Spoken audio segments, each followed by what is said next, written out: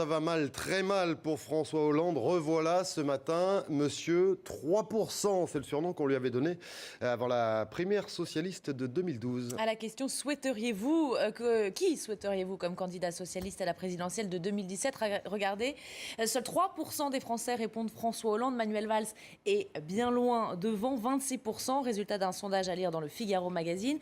81% des sympathisants socialistes souhaitent par ailleurs une primaire, et ce, même en cas de candidature de François Hollande. Christophe Barbier, si l'on en croit ce sondage, c'est très clair, François Hollande ne peut pas se représenter en 2017. Mais heureusement pour le suspense et pour notre métier, dans la vie politique, ça n'est pas toujours comme le disent ou comme le prédisent les sondages. Attention, on a le choc entre deux logiques. D'abord, la logique d'institution. On est président de la République, on est très puissant, on s'impose à son camp. Quand on est sortant, si on peut se représenter, deux mandats maximum, si on veut se représenter, personne ne peut vous arrêter. Il y a même des partis où il s'est écrit que la primaire ne se tient pas si le candidat est le président en exercice, le président sortant. Et de l'autre, il y a la logique d'opinion. Et là, en effet, on a de manière spectaculaire un François Hollande rejeté. Oui, mais rappelez-vous le choc des deux logiques, par exemple, en 88, entre Mitterrand, en difficulté à partir de 86 en cohabitation, et Rocard, superstar, candidat quoi qu'il arrive. La logique de l'institution a fini par faire triompher Mitterrand. Il s'est représenté, il a été réélu. C'est vrai qu'entre-temps, il avait obtenu de bons résultats, ou plus exactement, Chirac, Premier ministre, s'était complètement planté.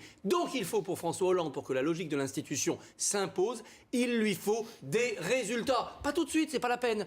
Fin 2015, courant 2016, quand la droite commencera à choisir son champion, les résultats seront indispensables à Hollande pour que la logique de l'institution, il est le sortant, l'emporte sur la logique d'opinion. Attention, rappelez-vous, 2006, une logique d'institution, le Parti socialiste, avec son chef Hollande, ses grands lieutenants Fabius, Jospin, avait été balayé par la logique d'opinion qui s'appelait à l'époque Ségolène Royal.